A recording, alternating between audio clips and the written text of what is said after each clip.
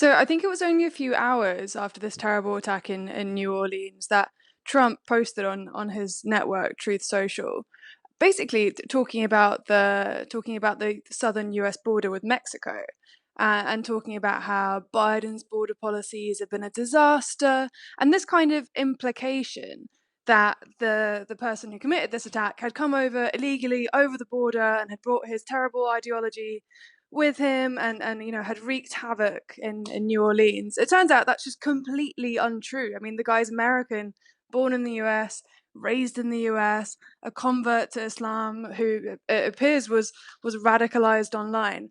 But what was so interesting to me was just how quickly Trump kind of jumped to this. And of course, all of his kind of courtiers and all of the people around him who are going to come into this administration, they jumped on that boat with him. So, I spoke to Sebastian Gorka, who's going to be his kind of counterterrorism chief. He was talking immediately about the border, and this is in a kind of cynical way. This is what Trump's amazingly good at, and this is what we've seen throughout the whole campaign. Whatever it is that happens, he just brings it back to his kind of core messages. The border is unsafe, it's open, and then so it doesn't really matter what's happened. He brings it back to that, and I think that's what's happened here. Does Trump understand the nature of how radicalisation is happening in terms of the so-called digital caliphate? So many are radicalised online, and this is really a version, I suppose, of homegrown terrorism. Yeah, I mean, it's really interesting how, like, of course, Trump to some extent must understand this, and the people around him presumably have. He gets intelligence briefings. Like, he must have been told that this attacker was, an American born in the U.S. But I think that what.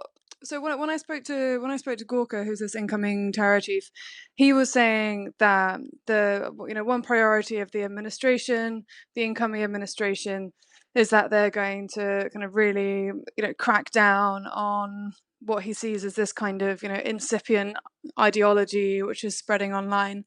I mean, I've covered ISIS since 2016, and ever since then, the digital caliphate, as you called it, has been a really, really important part of the way that ISIS plans attacks.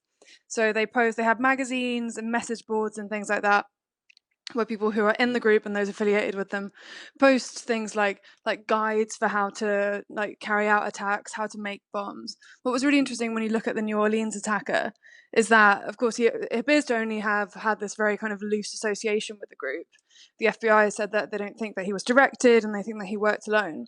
But you can kind of see, from the kind of methodology that he used, a vehicle ramming, pledging allegiance in a video to ISIS, and also the fact that he picked the civilian target, the fact that he had an ISIS flag in the car.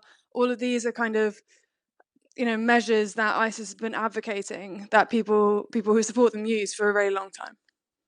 Just aside from the New Orleans attack and thinking about ISIS more generally, 5 years ago Trump declared victory over ISIS, and there's a clear resurgence now. You've been in Syria reporting there. Just tell us where things stand with regard to ISIS and ISIS-K and the threat Trump will have to deal with from them. So the territorial caliphate, which stretched between Iraq and Syria, was an area about the size of Britain, between 2014 and sort of around 2017, was eventually eradicated in 19.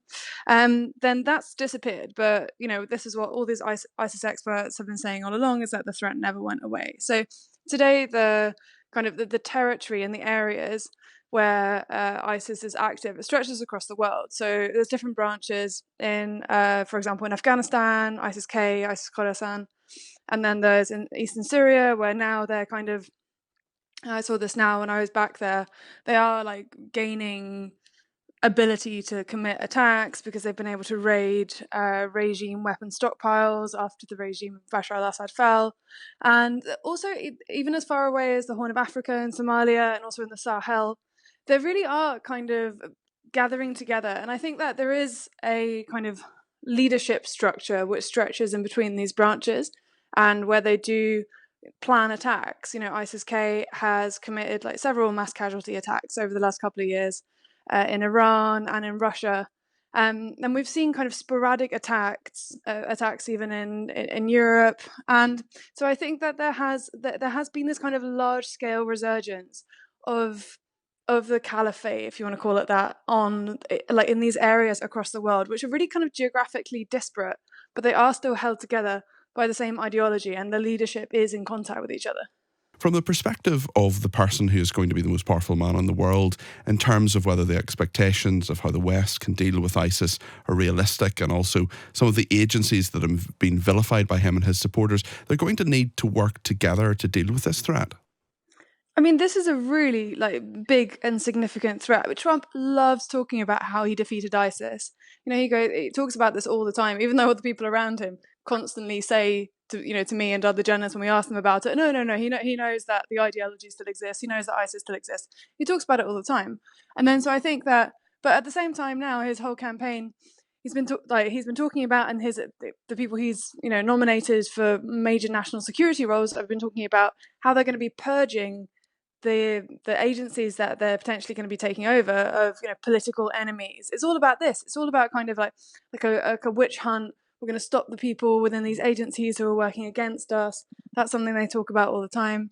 And then so I think there's a real kind of block here where like this is a real threat. ISIS is a genuine, significant threat, and anyone who works in national security will tell you that, both in terms of the way that they work, in Afghanistan, in Syria, in these places, but also in the way that they're able to inspire attacks abroad, like this terrible attack that we've seen in New Orleans. This is a genuine threat.